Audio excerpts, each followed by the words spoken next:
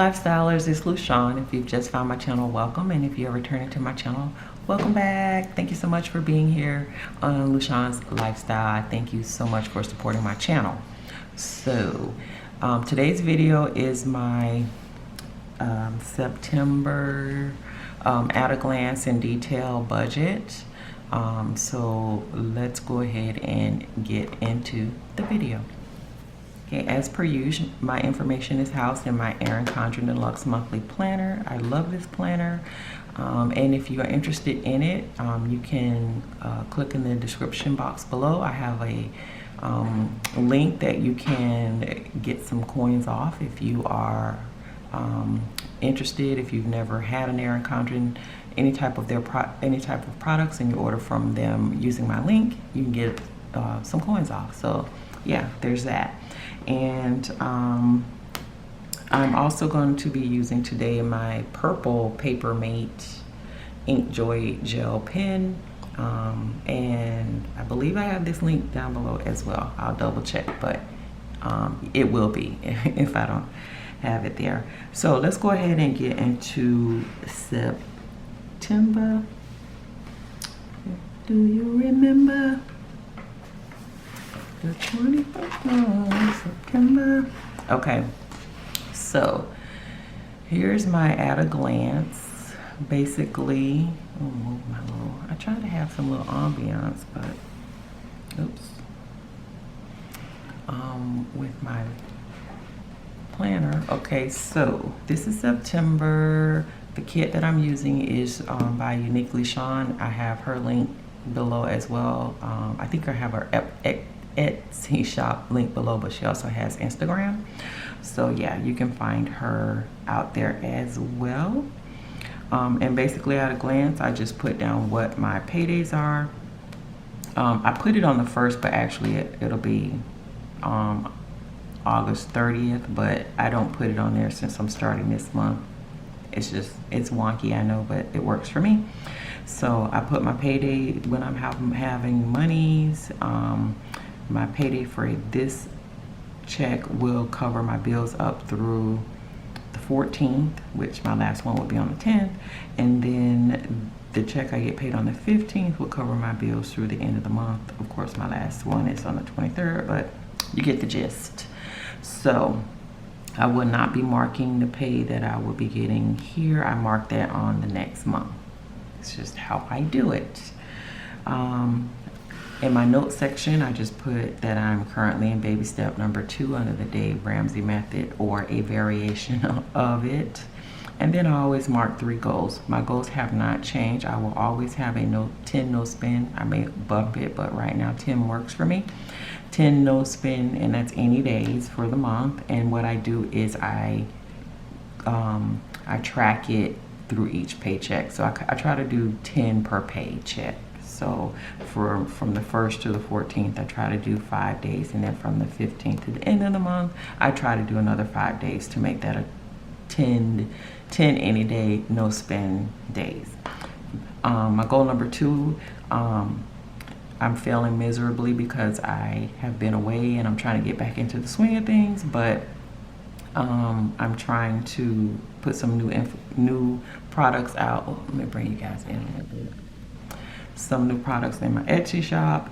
And then goal number 3 is I'm trying to always figure out ways that I can either bring in an additional, create an additional income stream, or enhance the streams that I have to make them bring in a little bit more money. So that will always be a goal. Also, I also track my credit scores just because I'm weird like that. And then I have some stickers here and there, just, you know, inspirational, kind of motivational stickers. And so one says be bold. These stickers here are the 3 creditors that I paid off. So I just have stickers where I used to have a bill, but now it is gone. And then I think that's it. Oh, and I keep my credit scores here. And yeah, so let's go ahead and get into the details of my bills. And I use the first page of the news section for that information. pull you guys in so you can see what I'm writing. Okay, move that here, so there, that's better. All right, so my income is for my main job, of course, and that amount is $5,961.70, and that will be for the month. I'm just gonna put month because, yeah. And then I also have a space for miscellaneous to manifest money in. I just want to have that open spot because you never know. And budgeting off of right now the $5,961.70, and if it changes, I'll update it in my wrap up. Okay, now for my let's put total here. Okay, so for my bills and expenses, I have mortgage, and the budgeted amount is $2,674 even, and that's the first. Next is gym. I hope you guys can see this. It's my gym membership, and that amount is $23.42 that I budget for. That also is due on the 1st. Then I have life insurance, number 1, which is my mom's. I paid for her life insurance, and that is $51. That is due on the 2nd. Next is life insurance 2, and this one is mine and my son, and that is $103.89, and that is due on the 2nd as well. Next is toll. I take the toll roads to get to work so I can get there on time, and that is $70 for the month, and that is due on the 3rd. Next is student loan, and this one is my son's that I said I would pay, and that one is $130. It's actually 2, but that one's due on the 4th. But when I pay it, I do, like, you know, I can choose, like, split it and pay the right amount for each one so that something's being paid on both. Then I have MX Gold, and this minimum payment for this month is $152, and that is due on the 4th as well. Then I have Capital One. Capital One is my current snowball item that I'm throwing additional monies to pay off, but the minimum right now is $104, and that is due on the 4th as well.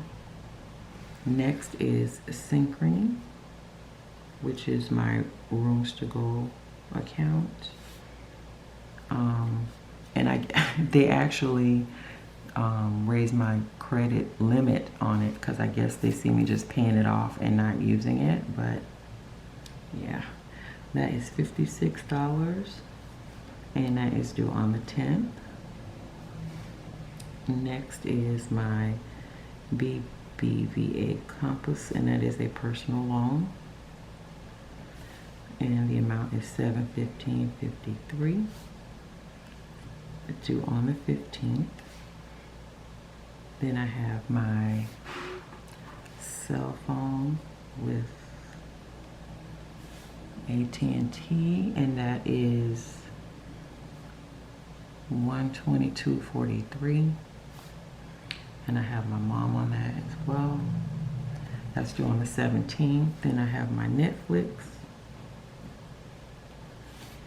and that is $13.98, and that is due on the 17th as well. Next is another small personal loan. And that amount is $139. And that one is due on the 20th. Next is student loan A. This is my small one that's almost done. Eventually, $35 is what I pay, and it is due on the 21st. Next is student loan B, which is another one of my son that I put $75 to. That one is due on the 23rd. Then I have car insurance, which 2 cars are on here, and that is $305.16, due on the 23rd. And then I have my cash, cash envelopes. And those I changed a little bit, and they're going to continue to change over the next few months as certain things are funded in my sinking funds, or I'm switching them out of sinking funds into cash envelopes. So with this month, I'm switching out giving from my sinking funds into a cash envelope. So that's going to change the amount to $520. And then my sinking funds will go down by that amount, that $20 difference, and that'll go to $280 instead of the $300 because of I'm transitioning that. But my sinking funds should start going down because I've started fully, some of the items are fully funded, the categories are funded. Okay, next. So my total expenses are $5,570.41. Okay, and next I have my debt snowball, and I'm going to be putting $200 that's what I'm budgeting for right now for the month. So my remaining balance is